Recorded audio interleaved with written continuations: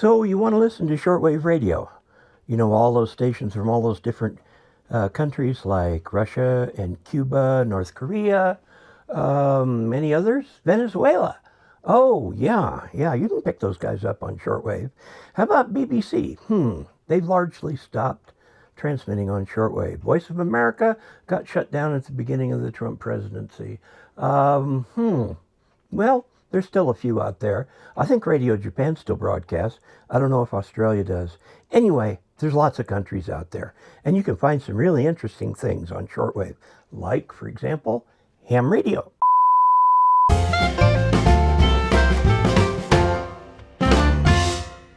Hello, Augies Worldwide. I'm Dave Casler, amateur radio call sign K0OG, here with another episode of Ask Dave. Today's question comes from Joe Gorfinkel. It says, "Hi Dave, thanks for all the videos and educational information you provide. Recently retired from the tech industry now and decided to go down the rabbit hole of amateur radio and shortwave listening. My first interest was to be able to receive uncensored and unbiased international news from around the world. I will tell you that the gold standard for that is the BBC World Service. While I study for my tech and general licenses, do you have recommendations on SWL, shortwave listening, radios that are moderately priced, like under $500, yet will do the job given the right setup? There are so many online reviews, but when I watch some videos, I am underwhelmed by the quality and reception." The answer is yes. Now, if you upgrade to general and you start getting on the high frequency or shortwave parts of the electromagnetic spectrum, your radio, which you would use for that, has included in it a general coverage shortwave receiver. If you look where this comes on right here, this normally receives the ham bands, but you touch that, you've got all the ham bands here, and then something called gene. That's actually for general. If you punch that in, this will give you a frequency that's in the general coverage short range. I happen to have it set up for WWV right there, but you can go in to and put any frequency. You do frequency input right here.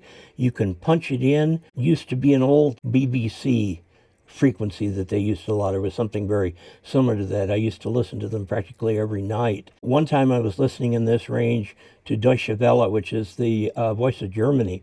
And it happened to be the night the Berlin Wall fell. And I got to hear it in real time. So there's some very interesting things that you can pick up in there. Okay? Now, if you don't have that, there is a company called SDR Play. And they make 3 radios. This is an older version of their dual radio, which has 2 independent receivers in there. Okay, and they make an SDR Uno. This one's the SDR Duo. They have the Model 2 out now, and there's one in between. These are somewhat just over $100, and for the Duo, it's like $250, something like that. So that's right in your price range. Now, what's interesting about this? I mean, there's nothing to punch frequency in or anything. That's because it's entirely controlled by your computer. This right here is USB B jack, just like you'd find on an HP printer, okay? The computer powers this radio. You've got antennas out here. You can put in a long wire antenna here, or if you happen to have matched antennas, you can put them in here. I've got this. This is just a little adapter to get up to regular coaxial cable. You can do other things too if you want to get very exotic with it, like putting in the proper reference oscillators, getting it GPS disciplined and so on, but you don't have to do that to get excellent reception. These are within a hertz or two of what you're looking for. Now, what you do is you set this over out of the way, make sure it's connected to its antenna, and then you don't bother with it anymore because you'll go on the computer. And on the computer, you can insert any frequency you want from 1,000 hertz, yes, that's audio frequency, all the way up to 2 gigahertz, which is a microwave frequency, and everything in between. And it will take any 10 megahertz slice of that and put it up for you on a waterfall. And you pick the station you want to listen to by clicking on it. And this also works on FM broadcasting, get excellent results. You want to do at night, do some long-range AM DX hunting, you can do that, get excellent results. You can do the ham bands, you can do all the shortwave broadcasting bands and everything with this. This is by far the least expensive option to get a very high quality receiver in a nice steel case. Now this one, but when I had Duo, you can pick two independent 10 megahertz frequency slices. Now for HF, that's a third of all of HF. You can set these up to get 20 megahertz of that or whatever you want. Maybe you want to listen to FM station in the background while you're waiting for your favorite shortwave station to start up. But there's lots of things that you can do with it.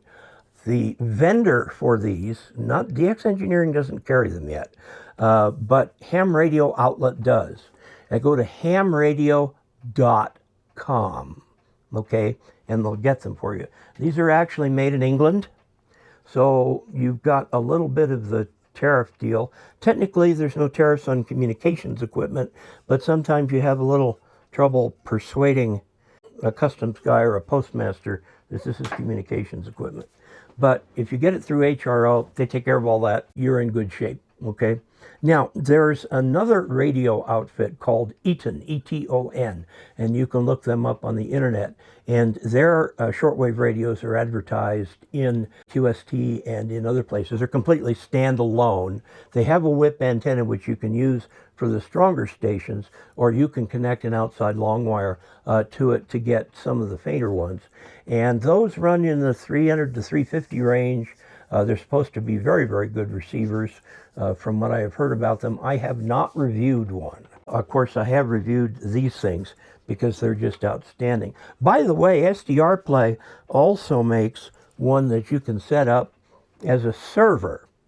So you can set this up with an antenna at home and check in on it, either from anywhere in your home via the web or anywhere in the world via the web. There's a few little things you have to do to make that visible to people outside your home, but I go through those on the review video for that. I recommend this route. By the way, when I test antennas, I've got a reference antenna which I use as my reference for all antenna tests, and then I put in the antenna under test and then set the two receivers to be identical. They're both on the same screen at the same time. And I can set them listening to the same signal, and this will give you the numbers that go with signal strength, and you can tell which antenna is stronger at receiving. And since most antennas work equally well on transmit and receive, property known as reciprocity, they're good for transmission too. So there you have it. By the way, for shortwave receiving, you don't want a tuned antenna.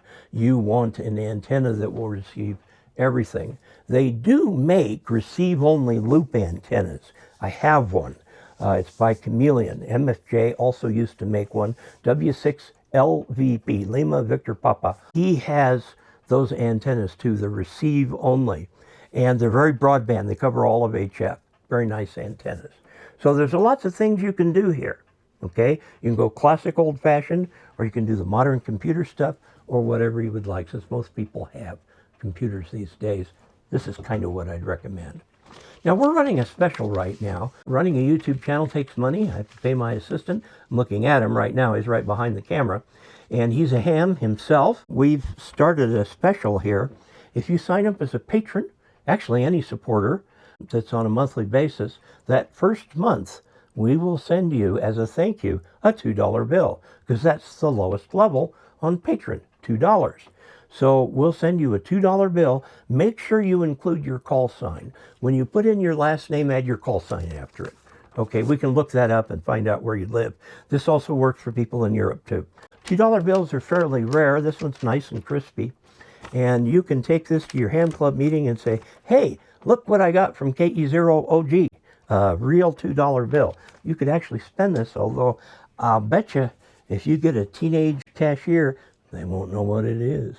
So, until we next meet, 73.